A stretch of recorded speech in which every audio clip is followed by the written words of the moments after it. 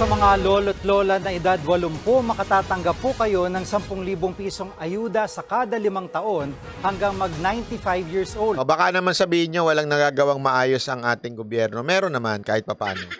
Hindi, patas naman tayo dito eh. Kasi ako gusto ko ito. Kasi magiging senior na ako. Joke lang. Makaano kayo ha? Do I look like 45? No! I am 35. Ito. Mga sa mga matatanda makakatanggap ng 10,000. Yan ang bagong batas na naipasa. Palakpakan naman natin. Bahagi ng sinabatas na Expanded Centenarian Law. Nasa frontline ng balitang yan si Rainiel Pawi. Sa edad niyang 80 taon, halos araw-araw pa rin kung mamasada si Lolo Pablo bilang tricycle driver sa Maynila. Kailangan niya kasi ng pambili ng gamot 80 years old? Grabe, no? para sa iniindang sakit sa bato at pagsasali ng dugo. Kaya naman laking tuwa ni Lolo Pablo nang marinig ang balitang may matatanggap na 10,000 piso mula sa gobyerno ang mga tulad niya. Pagka nabigyan po ako dyan, binibili ko po ng mga gamot saka yung pangkain namin. Kaya kailangan, pag kumayod ka, pag hindi ka kumayod, talagang mahihirap Mama Uwi, okay po. Coordinate nyo lang kay Boss Dada. ka sa buhay. Ang perang yan, bahagi ng pinalawig na Centenarian Law na inaprobahan ni Pangulong Bongbong Marcos. Sa ilalim ng bagong batas, hindi na lang mga aabot sa 100 years old ang makatatanggap ng cash gift mula sa gobyerno. Actually, palakpakan naman natin. Maganda ito. Maganda. Promise. Good job. Good job sa ating Kamara at sa ating Senado na mga nagpasa niyan. Good job. Pero sana, ako may suggestion lang ako sana. More than that, kasi ano na naman yan eh, parang ayuda na naman ng datingan yan. Although, hindi naman na magdi-decide dyan yung Congress. Hindi naman po. Hindi rin naman na yung mga senators ang magka-decide yan. Kaya lang, ang ano ko lang dito, baka mas maganda yung ginagawa ng ibang bansa. Kasi may mga ibang bansa na na yung may batas sila na bawal tanggihan na magtrabaho yung mga matatanda. At dapat bawat company merong certain numbers of matatanda na worker. Sana ganun. Kasi hindi lang sila nakaasa sa ayuda, 'di ba? Giving them opportunity o bigyan mo sila ng parang espasyo ika nga sa bawat kumpanya na kailangan ng kumpanya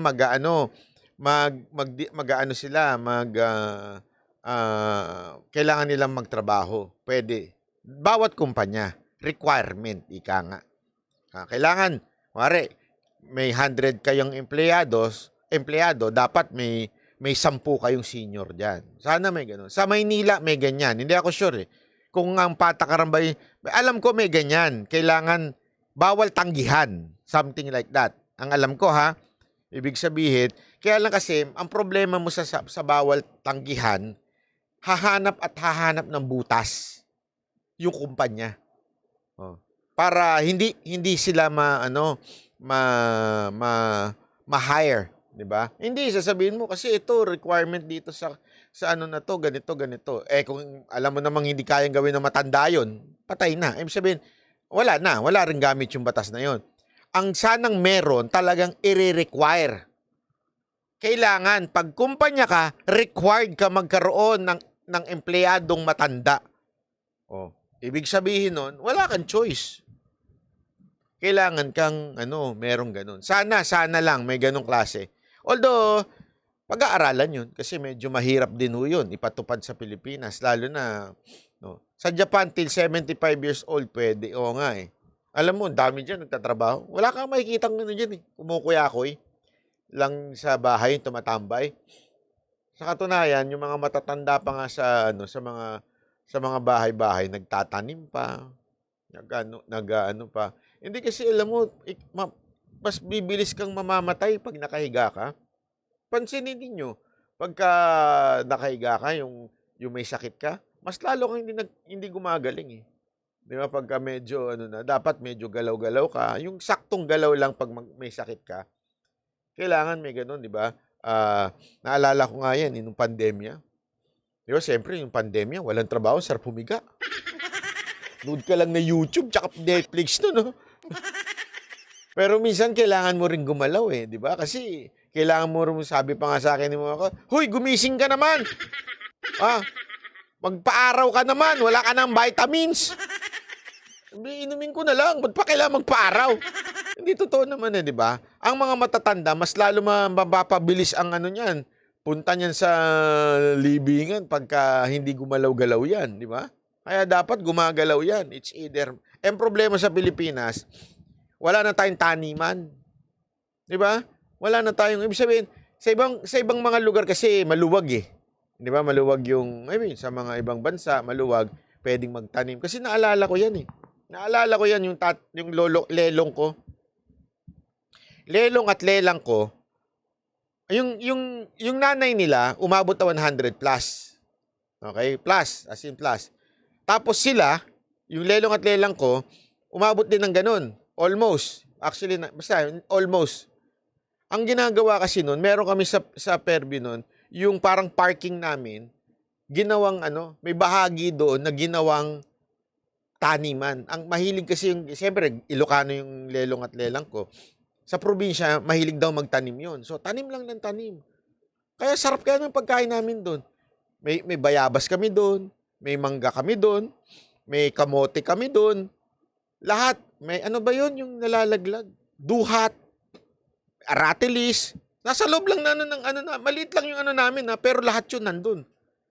Mga sili, as in ganun. So, yung lelong ko, tsaka lelang ko, lagi yun pag merienda namin, may prutas dyan, may bayabas dyan, na may asin, na may sili. Laging may kamote, yung, ano ba yun? Yung kamote, daw ng kamote na steam lang. Tapos kamatis. Yung kamatis sa amin, galing lang din doon sa amin yun. So walang insecticide yun. As in, ganun yun. Tapos, kakain kaming kamote. Ako pa minsan yung naguhukay ng kamote. Yung talbos ng kamote. Ang sarap.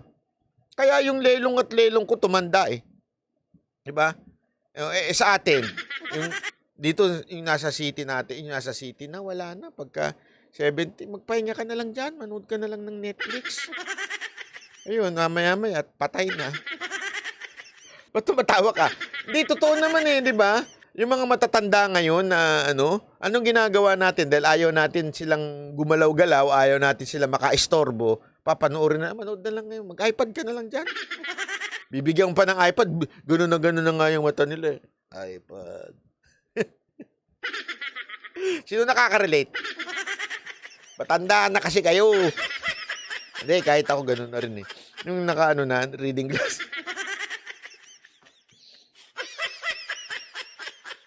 Kaya ako natutuwa dito. Dahil, alam nyo, malaking bagay ito sa mga senior natin. Sana lang, pag nakatanggap sila, alam mo yun, gamitin nila sa tama. Para somehow, ang dami dyan pwedeng maging negosyo kahit maliit na puhunan, di ba? Makakatulong. Pati kasi ang mga tutungtong sa edad na 80, 85, 90 at 95 ay mabibigyan na rin. Under the new law, Filipinos upon reaching the age of 80 shall receive a cash gift of 10,000 pesos in every 5 years thereafter. And upon reaching the age of 85, 90, and until 95, we do, after all, stand on the shoulders of these giants. Buwan naman ang makakatanggap niyan ang mga magdiriwang ng mga nasabing kaarawan. Palakpakan natin. Hindi ko alam kung sinong sponsor nito sa Congress at saka sa Kamara at saka sa Senate. Basta good job kayo dyan. Kung sino man kayo, hindi, totoo naman. Kung sino man kayo, good job yung batas na ginawa ninyong yan. Nila ngayong taon. Dahil kasado na ang budget ng gobyerno ngayong taon, ayon kay Senior Citizen Party List Representative Rodolfo Ordanes, pwedeng kunin ang cash gift mula sa unprogram funds. Yun nga lang, hindi retroactive ang naturang batas. Ibig sabihin, ang mga nasa edad na lampas na sa mga nabanggit ay di kasama sa mga mabibigyan. Kaya ang mga gaya ni Tatay Cleo na 81 years old, may 4 na taon pang hihintayin bago mabiyayaan. Malaking tulong pa man din ito sa pang-araw-araw niyang gastusin lalo't mag-isa na lang siya sa buhay.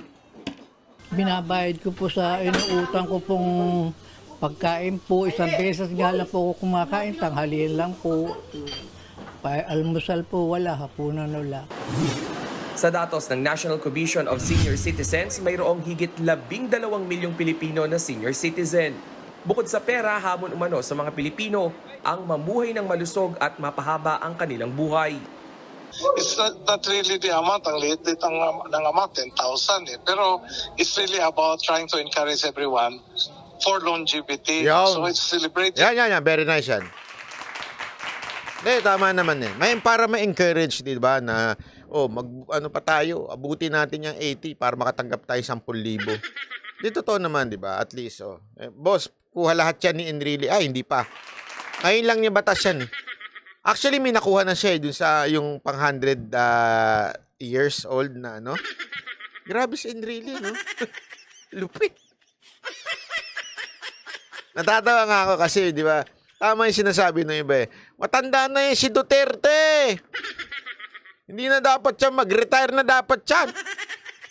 Eh yun nga si Enrile, sekretary pa eh. Di ba?